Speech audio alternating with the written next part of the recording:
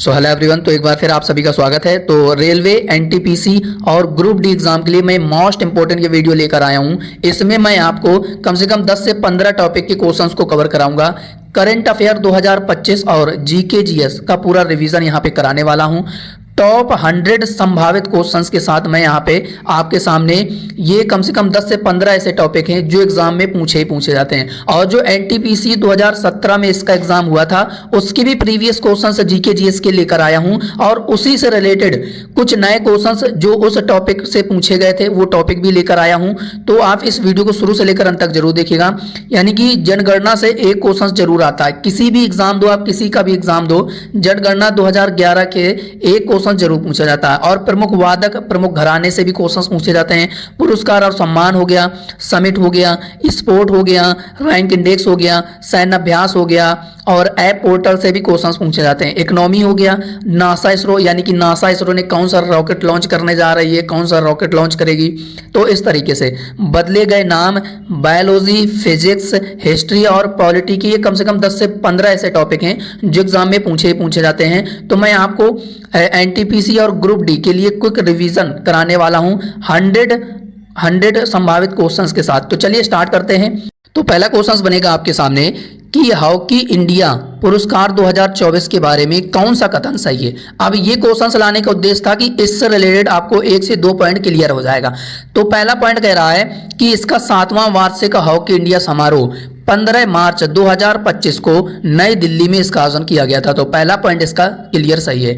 अब दूसरा कह रहा है कि भारत की हॉकी पुरुष टीम के कप्तान हरमनप्रीत सिंह को पुरुष वर्ग में बलवीर सिंह सीनियर वर्ष के सर्वश्रेष्ठ खिलाड़ी का पुरस्कार जीता है। तो ये भी बिल्कुल बात सही है। तो ऑप्शंस ए और बी, स्टेटमेंट ए और बी इसके राइट आंसर हो जाएगा। हालांकि आपके एग्जाम में स्टेटमेंट जैसे क्वेश्चंस नहीं पूछा जाएगा, लेकिन आपसे ये पूछा जा सकता है ना कि हॉकी इंडिया पुरस्कार में किसने बलवीर सिंह सीनियर वर्ष के सर्वश्रेष्ठ खिलाड़ी का पुरस्कार जीता है। तो आप लोग इसका आंसर तो सही कर लेंगे कि हरमनप्रीत सिंह ने जीता। और ये भारत की पुरुष हॉकी टीम की कप्तान है। तो इनको ये सर्वश्रेष्ठ खिलाड़ी का पुरस्कार दिया गया। और इसका आयोजन कहां पर किया गया है? तो ये नई दिल्ली में इसका आयोजन किया गया है, हॉकी इंडिया पुरस्कार। तो ए और बी इसके राइट आंसर हो जाएगा। और आप इमेज भी करंट अफेयर से रिलेटेड देखते हुए चलेंगे तो क्वेश्चन आपको लंबे समय तक याद रहेगा।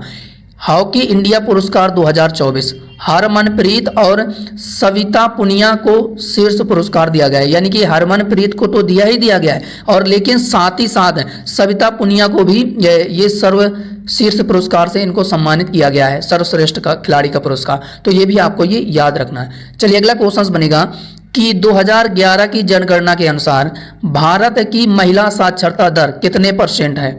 तो कितने प्रतिशत है? तो सर इसका राइट आंसर हो जाएगा, option A will be the right answer हो जाएगा। 65.46% है भारत की महिला साक्षरता दर 2011 की जनगणना के अनुसार। तो ऑप्शन से ए इसका राइट आंसर हो जाएगा। ये एग्जाम के लिए इंपॉर्टेंट है, बाकी याद रखना।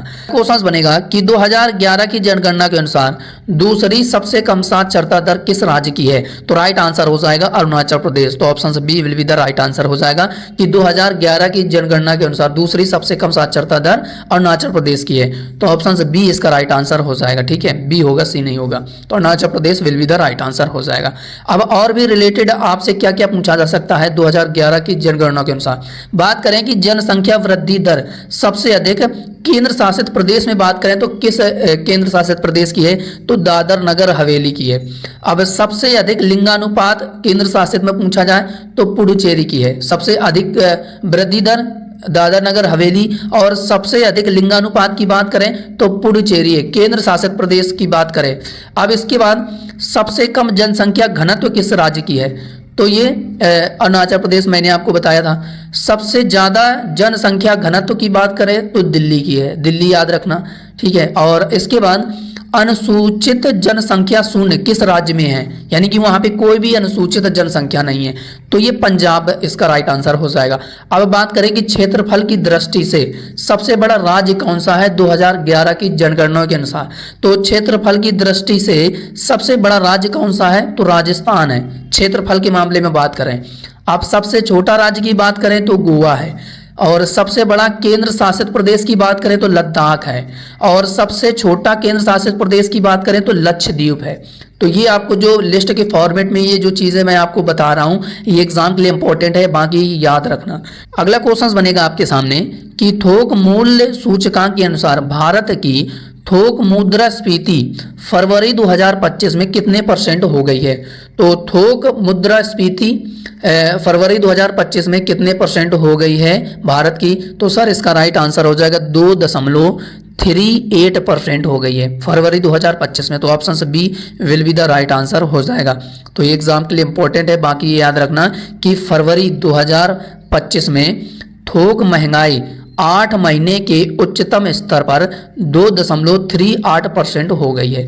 तो एग्जाम के लिए इंपॉर्टेंट है, बाकी याद रखना। चलिए अगला क्वेश्चन बनेगा कि कौन सा देश चीन के चांग 8 चंद्र मिशन में शामिल हुआ है। तो पाकिस्तान शामिल हुआ है। तो option B will be the right answer हो जाएगा। एग्जाम के लिए इंपॉर्टेंट है, Pakistan join China's lunar mission में ये शामिल हुआ है। कौन सा देश? पाकिस्तान शामिल हुआ है। तो ये याद रखना। अगला है कि हवल का नियम किससे संबंधित है। तो ये एनटीपीसी 2017 में पूछा गया था। तो खगोलीय विज्ञान से संबंधित है। तो ऑप्शन ए इसका राइट आंसर हो जाएगा। यानी कि हवल का नियम है, इसे हवल लेमैत्रे का नियम भी कहा जाता है। तो ये भी आपको याद रखना है।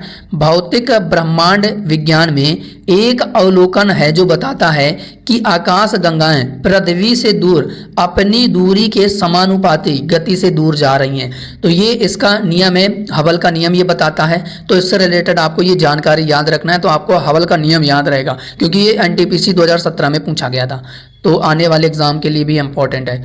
अगला है कि किसे महाराष्ट्र भूषण 2024 से सम्मानित किया गया है। तो किसे सम्मानित किया गया है? महाराष्ट्र भूषण पुरस्कार 2024 से। तो राइट आंसर हो जाएगा प्रदीप महाजन। तो option C will be the right answer हो जाएगा। एग्जाम के लिए इंपॉर्टेंट है। अगला है कि पृथ्वी की सतह का पलायन वेग कितना होता है लगभग। तो सर इसका राइट आंसर हो जाएगा 11.2 किलोमीटर प्रति सेकंड होता है। तो ऑप्शन ए इसका राइट आंसर हो जाएगा। अब आपसे इसका सूत्र भी पूछा जा सकता है कि पृथ्वी का पलायन वेग का सूत्र क्या होता है। तो √2gm/r होता है, ठीक है। और जो m होता है ये पृथ्वी की द्रव्यमान को दर्शाता है, जो r होता है ये पृथ्वी की त्रिज्या को दर्शाता है। यानी कि इसका जो मान होता है 6.4 × 10⁶ होता है। तो ये भी आपको याद रखना है। चलिए इसके बाद अगला क्वेश्चन बनेगा कि एक्वेरिन सैन्य अभ्यास के बारे में कौन सा कथन सही है, क्योंकि एक्सरसाइज से भी एग्जाम में क्वेश्चन पूछे जाते हैं। तो पहला स्टेटमेंट कह रहा है कि यह भारत और मालदीव के बीच होने वाला एक सैन्य अभ्यास है, बिल्कुल सही है। और इसका 13वां संस्करण 2 फरवरी से 15 फरवरी 2025 तक मालदीव में इसका आयोजन किया गया था। तो दोनों स्टेटमेंट इसके सही हैं, क्योंकि जो रेलवे के एग्जाम अभी तक हुए हैं उसमें ये पूछा गया है कि कौन सा अभ्यास कहाँ पर आयोजन किया गया है, क्योंकि कुछ अलग पैटर्न चेंज कर दिया गया है। तो ये भी याद रखना कि भारत और मालदीव के साथ होता है एक्वेरिन सैन्य अभ्यास, और इसका आयोजन मालदीव में किया गया है 2 फरवरी से 15 फरवरी 2025 तक। इसका कौन सा संस्करण है? तो 13वां संस्करण इसका आयोजन किया गया है। तो ए और बी इसके राइट आंसर हो जाएगा, ठीक है। तो 1 और 2 इसके राइट आंसर हो जाएगा। तो ऑप्शन ए इसका राइट आंसर हो जाएगा। तो ये आपको याद रखना कि जो एक्वेरिन अभ्यास है ये भारत और मालदीव के साथ होता है। इसका 13वां एडिशन है, ठीक है, जो कि इसका आयोजन किया गया मिलिट्री एक्सरसाइज है। तो ये आपको याद रखना है। इसके बाद भारत और मालदीव के साथ और कौन कौन से जो अभ्यास हैं आयोजित किए जाते हैं। एक तो एक्वेरिन हो गया, और कथा हो गया, कवच हो गया, और दोस्ती मोस्ट इंपॉर्टेंट है, ठीक है, मोस्ट इंपॉर्टेंट है, ये याद रखना। एक्वेरिन भी याद रखना, कवच भी याद रखना, ये सभी याद रखना। सभी एग्जाम के लिए इंपॉर्टेंट है कि भारत और मालदीव के साथ होने वाले जो अभ्यास हैं एक्वेरिन है, कथा है, कवच है और दोस्ती है। तो ये याद रखना। इसी तरीके से एक और क्वेश्चन बनेगा कि अभ्यास चक्रवात यानी कि साइक्लोन 2025 के संदर्भ में कौन सा कथन सही है। तो पहला कथन कह रहा है कि भारत और मिस्र की सेनाओं के बीच ये आयोजित किया जाता है, ये एक सैन्य अभ्यास है। तो पहला ऑप्शन इसका राइट आंसर हो जाएगा। और इसका 3रा संस्करण आयोजन किया गया है। तो दोनों इसके स्टेटमेंट सही हो जाएंगे। तो ए और बी इसका राइट आंसर हो जाएगा। तो उपर्युक्त ए और बी इसके राइट आंसर हो जाएगा कि भारत और मिस्र के बीच होता है ये साइक्लोन, ठीक है, साइक्लोन।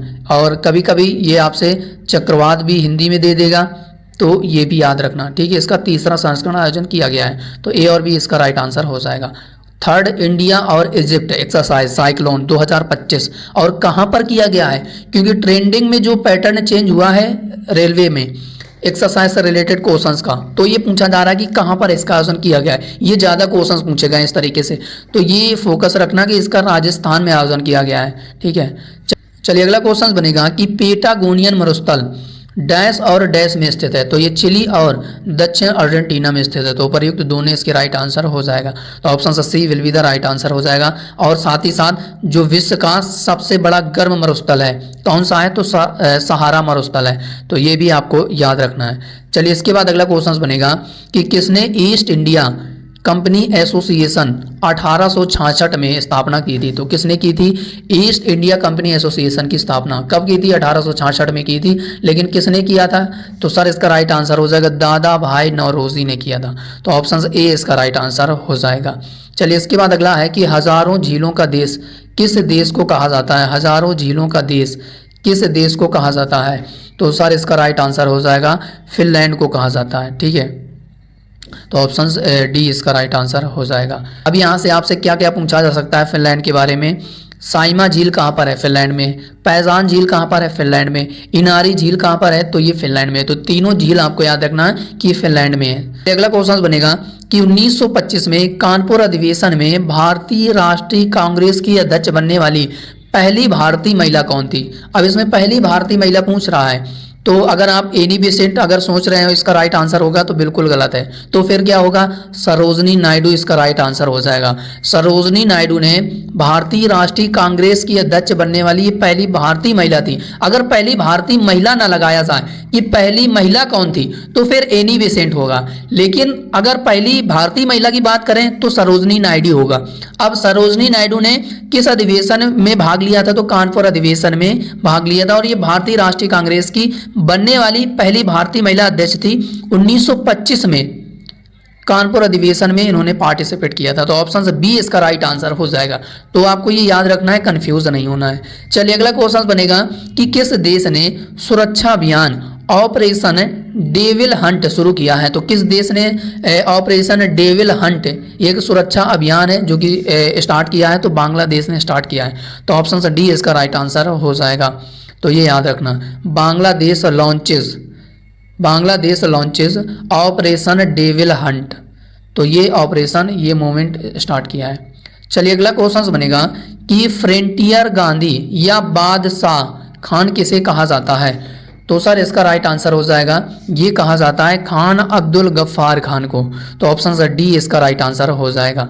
चलिए अगला क्वेश्चन बनेगा कि पीवी नरसिम्हा राव मेमोरियल पुरस्कार किसे दिया गया है। तो पीवी नरसिम्हा राव मेमोरियल पुरस्कार किसे दिया गया है, तो रतन टाटा को दिया गया। तो ऑप्शन डी इसका राइट आंसर हो जाएगा।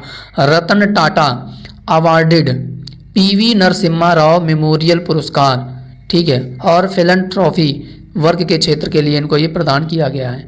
चलिए अगला क्वेश्चन बनेगा कि भारत का पहला भाषाई राज्य 1953 में बनने वाला कौन सा राज्य था।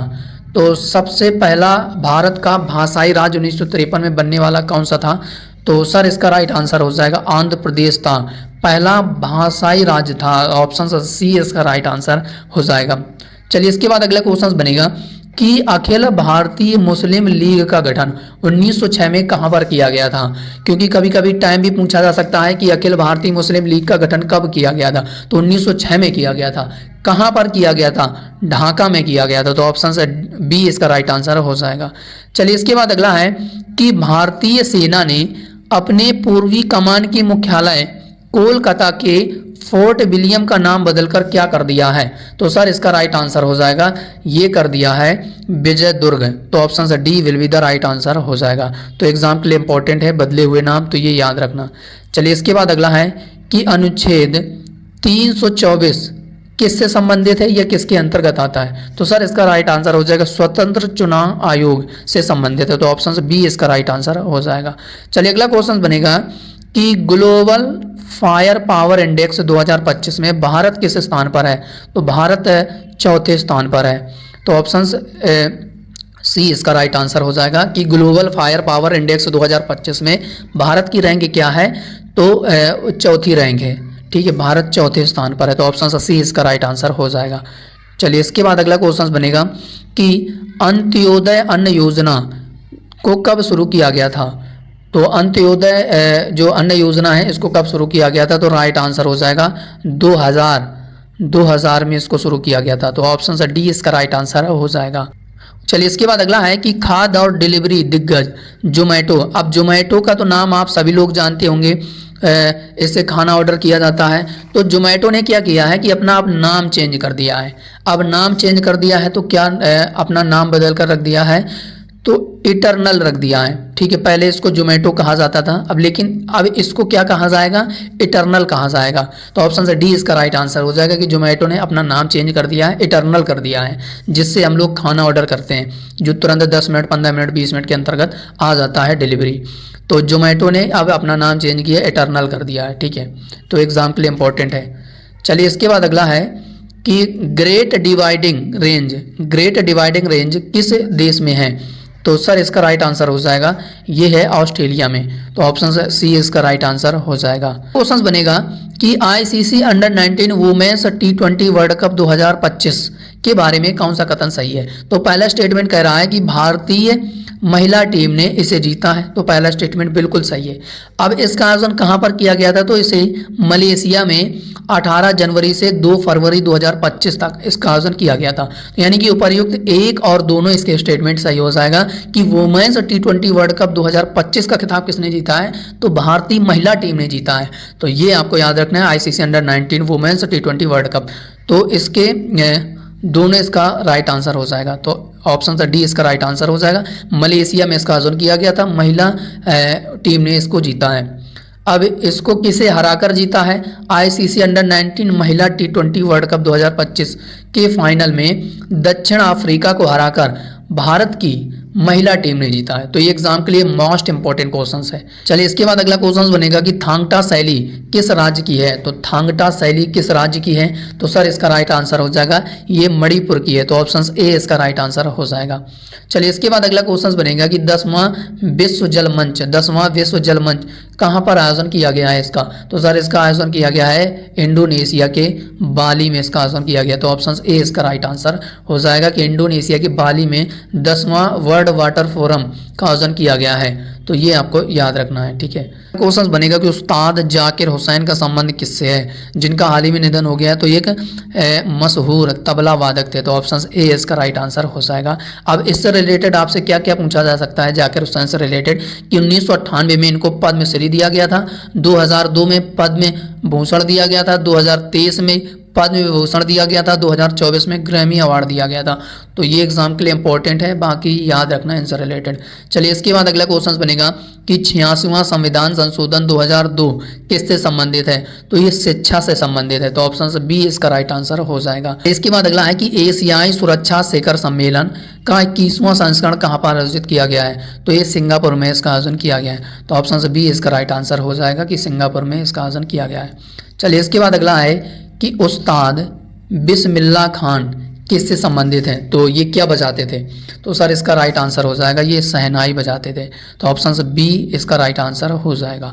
अब इनको कौन कौन सा पुरस्कार दिया जा चुका है। तो 1961 में पद्मश्री दिया गया था, 1968 में पद्म भूषण दिया गया था, 1980 में पद्म विभूषण दिया गया था और 2001 में भारत रत्न दिया गया था।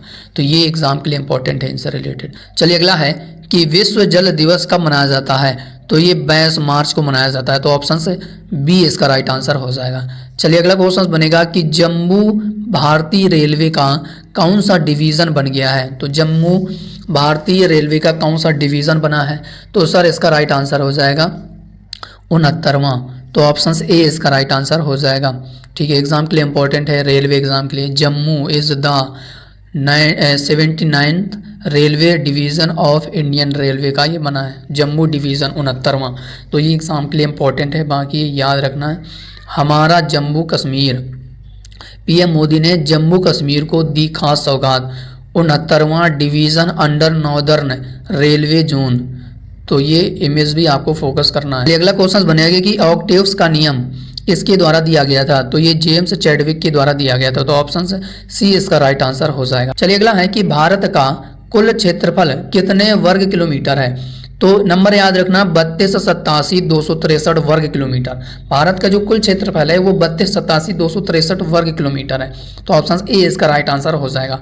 और एग्जाम में क्या क्या पूछा जा सकता है, तो आपसे ये पूछा जा सकता है कि भारत की तटीय सीमा कितने किलोमीटर है, तो 7516.6 किलोमीटर है। और मुख्य भूमि तटीय सीमा कितनी किलोमीटर है, तो 6100 किलोमीटर है। ठीक है, अब क्षेत्रफल की दृष्टि से भारत का स्थान कौन सा है, तो 7वां स्थान है। तो ये भी याद रखना। तो पहले स्थान पर रूस हो जाएगा, दूसरे पर कनाडा है, फिर चीन है, फिर अमेरिका है, फिर ब्राज़ील है और फिर ऑस्ट्रेलिया। इसके बाद 7वां क्षेत्रफल की दृष्टि से 7वां जो स्थान है वो भारत का है। तो ये भी याद रखना है। क्षेत्रफल कितना है, 3287,263 वर्ग किलोमीटर है भारत का क्षेत्रफल। तो ये याद रखना, तटीय सीमा और मुख्य भूमि तटीय सीमा याद रखना। और भारत किस स्थान पर है, तो 7वें स्थान पर है क्षेत्रफल की दृष्टि से।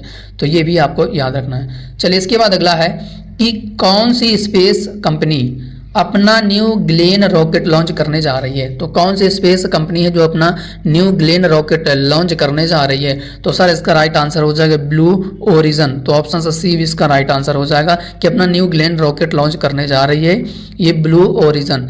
तो ब्लू ओरिजन इसका राइट आंसर हो जाएगा। अगला क्वेश्चन बनेगा कि GUI का पूरा नाम क्या है। तो GUI का पूरा नाम क्या है, तो सर इसका राइट आंसर हो जाएगा ये ग्राफिकल यूजर इंटरफेस इसका पूरा नाम है। तो ऑप्शन सी इसका राइट आंसर हो जाएगा। चलिए इसके बाद अगला है कि भारतीय रेल का शुभंकर क्या है। शुभंकर क्या है, तो सर इसका राइट आंसर हो जाएगा भोलू यानी कि हाथी। ऑप्शन बी इसका राइट आंसर हो जाएगा। चलिए इसके बाद अगला है कि कौन सा देश घरेलू उड़ानों के लिए यात्री भार कारक में पहले स्थान पर है। तो कौन सा देश है तो घरेलू उड़ानों के लिए यात्री भार कारक में पहले स्थान पर है, तो सर इसका राइट आंसर हो जाएगा भारत।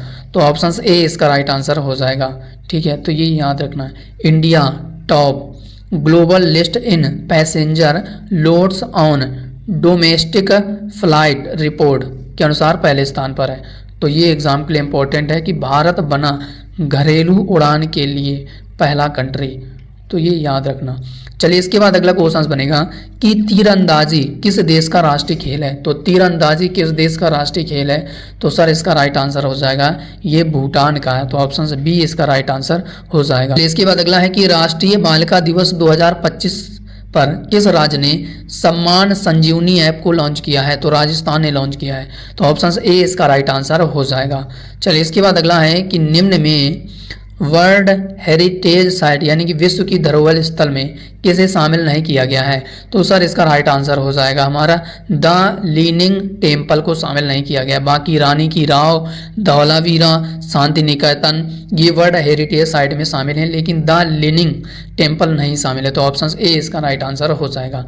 चलिए इसके बाद अगला है कि भ्रष्टाचार धारणा सूचकांक यानी कि करप्शन परसेप्शन इंडेक्स 2024 में भारत की रैंक क्या है, तो 96वें स्थान पर है 180 देशों में। ठीक है, तो ऑप्शन सी इसका राइट आंसर हो जाएगा। चलिए इसके बाद पहली रैंक अगर बात करें तो किसकी है भ्रष्टाचार सूचकांक में, तो पहली रैंक याद रखना डेनमार्क की है, दूसरी किसकी है फिनलैंड की है, तीसरी किसकी है सिंगापुर की है, और भारत की रैंक कितनी है 96 है। ठीक है, 180 देशों में। तो ये याद रखना। चलिए अगला क्वेश्चन बनेगा कि विश्व शेर दिवस कब मनाया जाता है। तो विश्व लायन दिवस कब मनाया जाता है, तो सर इसका राइट आंसर हो जाएगा ये 10 अगस्त को मनाया जाता है। तो ऑप्शन ए इसका राइट आंसर हो जाएगा। चलिए अगला क्वेश्चन बनेगा कि पुष्कर झील किस राज्य में है। तो पुष्कर झील किस राज्य में है, तो ये राजस्थान में है पुष्कर झील। तो ऑप्शन ए इसका राइट आंसर हो जाएगा। है कि कौन सा राज्य हरित सकल घरेलू उत्पाद यानी कि ग्रीन GDP मॉडल अपनाने वाला पहला भारतीय राज्य बना है। और ये NTPC और ग्रुप डी एग्जाम के लिए वेरी इंपॉर्टेंट क्वेश्चंस है। तो ग्रीन DGP मॉडल अपनाने वाला पहला भारतीय राज्य बना है छत्तीसगढ़। तो ऑप्शन ए इसका राइट आंसर हो जाएगा। ये एग्जाम के लिए मोस्ट इंपॉर्टेंट है। बाकी याद रखना कि ग्रीन DGP की पहल शुरू करने वाला छत्तीसगढ़ देश का पहला राज्य बना है और ये एग्जाम के लिए इंपॉर्टेंट है। ठीक है, ग्रीन DGP, क्योंकि अभी तक किसी ने ऐसा कोई राज्य नहीं बना है, छत्तीसगढ़ पहला ऐसा राज्य बना है जो कि ग्रीन DGP लागू करने वाला पहला भारतीय राज्य बना है छत्तीसगढ़। अगला है कि नुआखाई उत्सव किस राज्य में मनाया जाता है। तो ये किस राज्य में मनाया जाता है नुआखाई, तो उड़ीसा इसका राइट आंसर हो जाएगा, उड़ीसा में मनाया जाता है। अगला है कि उगादि किस राज्य में मनाया जाता है, किस राज्य का त्यौहार है उगादि, तो राइट आंसर हो जाएगा कर्नाटक, उगादि कर्नाटक इसका राइट आंसर हो जाएगा। बाद अगला है कि बिस्मिल्लाह खान किस घराने से संबंधित है, तो बनारस घराने से संबंधित है, तो ऑप्शन ए इसका राइट आंसर हो जाएगा। क्योंकि एग्जाम में प्रमुख घराने से भी क्वेश्चंस पूछे जाते हैं, एक प्रश्न जरूर पूछा जाता है, क्योंकि एक प्रश्न जरूर आता है। तो पूरी लिस्ट दिखा रहा हूं कि जो कि एग्जाम के लिए इंपॉर्टेंट बनेगा। बाकी अगर किराना घराना की बात करें, बनारस घराना की बात करें और आगरा घराने की बात करें, तो कौन कौन संबंध है इससे, तो भीम सिंह जोशी का नाम याद रखना, ये किराना से संबंधित है, किराना घराना से संबंधित है। और शिव नारायण मिश्र जो कि बनारस घराने से संबंधित है। फैयाज खान आगरा घराने से संबंधित है। गंगूबाई हंगल किराना से संबंधित है। राजन साजन मिश्र जो कि बनारस घराना से संबंधित है। विश्वंभर दीन ये आगरा घराना से संबंधित है। और रोशन आरा की बात करें तो ये किराना घराने से संबंधित है। और प्रभा अत्रे की बात करें ये भी किराना घराना से संबंधित है। अब्दुल वसीद खान ये किराना घराना से संबंधित है। और रसूल बाई की बात करें तो ये बनारस घराने से संबंधित है। गिरजा देवी की बात करें तो ये बनारस घराना से संबंधित है। मोती केसर की बात करें तो ये भी बनारस घराना से संबंधित है। सफ़ी अहमद की बात करें तो ये आगरा घराने से संबंधित है। मदुरै गोस्वामी की बात करें तो ये आगरा घराना से संबंधित है। ठीक है, बनारस घराना से तारापत चक्रवर्ती हो जाएगा, और बनारस से सितारा देवी हो जाएगा, और आगरा घराने से अमानत अली हो जाएगा। ठीक है, और अब्दुल करीम ये किराना घराने से संबंधित है। सिद्धेश्वरी देवी ये बनारस घराना से संबंधित है। अता हुसैन ये आगरा घराने से संबंधित है, तो ये आपको याद रखना है। बाकी काले खान और हीराबाई और सरस्वती राणे ये किराना घराने से संबंधित है। बनारस घराना से बात करें तो किशन महाराज हो गया, पंडित रविशंकर, किशन महाराज, पंडित रविशंकर, बिस्मिल्लाह खां ये बनारस घराना से संबंधित है, और ये याद रखना, ये तीनों याद रखना एग्जाम के लिए इंपॉर्टेंट है। और आगरा घराना से बात करें तो ये भास्कर हो जाएगा, और केजी गिंदे हो जाएगा, गोविंद राव टिम्बे हो जाएगा, तो ये आगरा घराना से संबंधित है। चलिए इसके बाद लखनऊ घराना और ग्वालियर घराना की बात करें तो लखनऊ घराने में कौन कौन आ जाएगा, बंदा दीन हो जाएगा, शंभू महाराज हो जाएगा, अच्छन महाराज हो जाएगा, और लच्छू महाराज इंपॉर्टेंट है। बेगम अख्तर भी इंपॉर्टेंट है। ग्वालियर से कौन कौन संबंधित है, अस्सू खान हो जाएगा, हद्दू खान हो जाएगा, नत्थू खान हो जाएगा, नत्थन हो जाएगा, और बालकृष्ण बुआ। ठीक है, ये हो जाएंगे ग्वालियर, और ये हो जाएंगे लखनऊ से। अब लखनऊ से कौन कौन है, और सादिक अली खान, और ये याद रखना ये इंपॉर्टेंट नहीं है, बाकी ये ज़्यादा इंपॉर्टेंट है।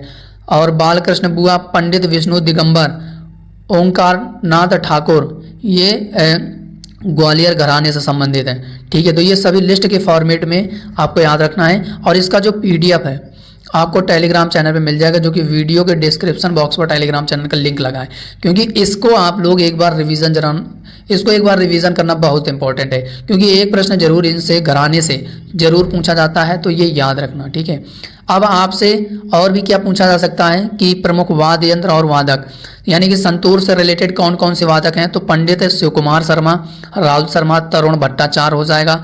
ठीक है, और तबला वादक से जाकिर हुसैन, अली रखा और टोफू खान, तो ये तबला से संबंधित हो जाएंगे। सरोद से कौन कौन हो जाएगा, अमजद अली खान, ठीक है, अली अकबर और अलाउद्दीन खान। बांसुरी से रिलेटेड कौन कौन हो जाएगा, हरिप्रसाद चौरसिया। वीणा से कौन हो जाएगा, तो असद अली खान, जिया मोहिद्दीन डागर और वगीर श्याम सुंदर। अब इसके बाद सितार से कौन कौन हो जाएगा, पंडित रविशंकर और अनुष्का शंकर, बुद्धादित्य मुखर्जी और परवेज खान, तो ये सितार से रिलेटेड हो जाएगा। चलिए इसके बाद अगला क्वेश्चन बनेगा कि 15 अगस्त 1947 को लाल किले पर शहनाई किसने बजाई थी, और ये एग्जाम में पूछा जा चुका है, तो सर इसका राइट आंसर हो जाएगा कि किसने बजाया था, तो शहनाई किससे संबंधित है, तो बिस्मिल्लाह खान, तो ऑप्शन बी इसका राइट आंसर हो जाएगा। चलिए इसके बाद अगला है कि भारत की पहली तटीय और वाटर पक्षी गणना कहाँ हुई है, कहाँ पर हुई है, तो सर इसका राइट आंसर हो जाएगा ये गुजरात के जामनगर में हुई है, तो ऑप्शन डी इसका राइट आंसर हो जाएगा। India's first coastal and water bird consist in Gujarat Jamnagar में इसका सर्वेक्षण किया गया है। चलिए इसके बाद अगला है कि किस मुगल बादशाह के दरबार में अब्दुल रहीम खान खाना रक्षा मंत्री के पद पर थे। तो ये अकबर के दरबार में थे। अकबर इसका राइट आंसर हो जाएगा। तो ऑप्शन से बी इसका राइट आंसर हो जाएगा। अब अकबर के दरबार के जो प्रमुख दरबारी थे, जो फेमस व्यक्ति थे, कौन से पोस्ट पर था। तो अबू फजल इब्न मुबारक की बात करें तो ये मुख्य वजीर और प्रधानमंत्री के पद पर थे। राजा टोडरमल की बात करें वित्त मंत्री थे। राजा बीरबल विदेश मंत्री थे। फैजी शिक्षा मंत्री थे। तानसेन गायक और संस्कृति मंत्री थे। और राजा मान सिंह ये मुगल सेनापति था। ठीक है, तो ये याद रखना बाकी। तो इसके बाद अगला है कि दुनिया के सबसे शक्तिशाली हाइड्रोजन ईंधन से चलने वाली ट्रेन के बारे में कौन सा कथन सही है। तो पहला स्टेटमेंट कह रहा है कि भारतीय रेल द्वारा इसे बनाया गया है। दूसरा कह रहा है कि हाइड्रोजन से चलने वाली ट्रेन का पहला ट्रायल हरियाणा के जींद सोनीपत मार्ग में किया जाएगा। तो दोनों स्टेटमेंट इसके राइट आंसर हो जाएगा। तो ए और बी इसके राइट आंसर हो जाएगा। 1 और 2 इसका राइट आंसर हो जाएगा। तो ये भारत की पहली made in India hydrogen train है जो कि इसको बनाया गया है। चलिए इसके बाद अगला है कि कैबुल लामजाओ जो कि तैरता हुआ पार्क है किस झील में है। तो ये लोकटक झील में है। तो ऑप्शन से बी इसका राइट आंसर हो जाएगा। चलिए इसके बाद अगला है कि गोल्डन फाइबर के रूप में कैसे जाना जाता है। तो गोल्डन फाइबर के रूप में कैसे जाना जाता है, तो जूट को कहा जाता है। तो ऑप्शन से बी इसका राइट आंसर हो जाएगा। अगला है कि कौन से मैक्रो पोषक तत्व नहीं है। तो सर इसका राइट आंसर हो जाएगा ऑप्शन ए विटामिन। तो ऑप्शन ए इसका राइट आंसर हो जाएगा। चलिए इसके बाद अगला है कि गणतंत्र दिवस परेड 2025 में किस राज्य की झांकी को राज्य और केंद्र शासित प्रदेश की श्रेणी में सर्वश्रेष्ठ घोषित किया था। तो सर इसका राइट आंसर हो जाएगा उत्तर प्रदेश की झांकी को सर्वश्रेष्ठ पुरस्कार दिया गया था। तो ऑप्शन सी इसका राइट आंसर हो जाएगा। इसके बाद अगला है कि दूध में कौन सा प्रोटीन पाया जाता है। और ये क्वेश्चन सबसे ज़्यादा गलत होने के चांसेस होते हैं। अब ऐसा क्यों कि कोई ना कोई जल्दबाजी में लैक्टिक अम्ल जरूर लगा देगा एग्जाम में, जल्दी में ध्यान नहीं देगा ना। तो लैक्टिक अम्ल, क्योंकि लैक्टिक अम्ल एसिड होता है दूध में, तो ये सबको रटा होता है। अब प्रोटीन अगर कोई नहीं देखा कि प्रोटीन की बात कर रहा है तो ये फिर उसका एक क्वेश्चन ये गलत हो जाएगा। अब लेकिन प्रोटीन की बात करें तो कैसीन पाया जाता है इसमें। तो ऑप्शन बी इसका राइट आंसर हो जाएगा कि दूध में कैसीन पाया जाता है प्रोटीन। लेकिन दूध में कौन सा अम्ल पाया जाता है, तो लैक्टिक अम्ल पाया जाता है। तो इस तरीके से आपको ये याद रखना है। अगला है कि प्रोटीन की कमी से कौन सा रोग होता है। तो प्रोटीन की कमी से क्वाशोओरकर बीमारी होती है और मैरास्मस हो जाता है। तो ऑप्शन ए और बी इसका राइट आंसर हो जाएगा। अब ये इस तरीके से बीमारी है कि कोई आदमी है, ठीक है, जैसे ये है, अब ये एकदम दुबला पतला है लेकिन उसका पेट ज़्यादा निकला हुआ है, तो अब उसको कौन सी बीमारी हो जाएगी, तो क्वाशोओरकर बीमारी हो जाएगी। ठीक है, तो ये दोनों इसी से रिलेटेड है। ठीक है, तो ऑप्शन ए और बी इसका राइट आंसर हो जाएगा। अगला है कि किस भारतीय अमेरिकी संगीतकार और बिजनेस लीडर ने ग्रैमी अवार्ड 2025 को जीता है। तो किस भारतीय अमेरिकी संगीतकार और बिजनेस लीडर ने ग्रैमी अवार्ड 2025 जीता है। और रेलवे एग्जाम के लिए मोस्ट इंपॉर्टेंट क्वेश्चन बनेगा। तो चंद्रिका टंडन इसका राइट आंसर हो जाएगा। तो ऑप्शन सी इसका राइट आंसर हो जाएगा। अब ये चंद्रिका टंडन ये हैं जो कि इन्होंने ग्रैमी अवार्ड 2025 का पुरस्कार जीता है। और इसका जो ग्रैमी अवार्ड इसका कौन सा संस्करण था, तो 67वां संस्करण था। तो ये भी आपसे एग्जाम में पूछा जा सकता है, तो ये भी आपको याद रखना है। इसके बाद अगला है कि भारत की सबसे चौड़ी नदी। तो ब्रह्मपुत्र अभी मैंने आपको बताया। तो सबसे चौड़ी नदी की बात करेंगे तो ब्रह्मपुत्र, लंबी नदी की बात करेंगे भारत की तो गंगा। तो उम्मीद है भैया ये 100 संभावित क्वेश्चंस, कम से कम 10 से 15 ऐसे टॉपिक हैं जो एग्जाम के लिए इंपॉर्टेंट है। और प्रीवियस एग्जाम में भी इस टॉपिक से क्वेश्चंस पूछे गए थे। तो अगर सेशन आपको बेहतरीन लगा हो तो सेशन को लाइक जरूर करिएगा, अपना फीडबैक जरूर दे के जाइएगा, शेयर आप इसे जरूर करिएगा, कमेंट बॉक्स में अपना कमेंट जरूर दीजिएगा कि क्लास कैसी लगी। बाकी चैनल में पहली बार जुड़े हैं तो प्लीज़ चैनल को सब्सक्राइब करके जरूर जाइएगा। तो इसी तरीके से मैं आपको कम से कम 10 से 15 टॉपिक कि क्वेश्चंस इसी तरीके से रिवीजन कराता रहूँगा एनटीपीसी और ग्रुप डी एग्जाम के लिए, क्योंकि ये ऐसे टॉपिक हैं जो एग्जाम में इनको आना ही आना होता है और फिक्स हैं, एग्जाम में जरूर पूछे जाते हैं, क्योंकि ये एग्जाम के लिए मोस्ट इंपॉर्टेंट है, तो ये जरूर पूछे जाते हैं। बाकी आज के लिए इतना ही, मिलते हैं किसी नए वीडियो पर, तब तक के लिए जय हिंद, जय भारत, वंदे मातरम।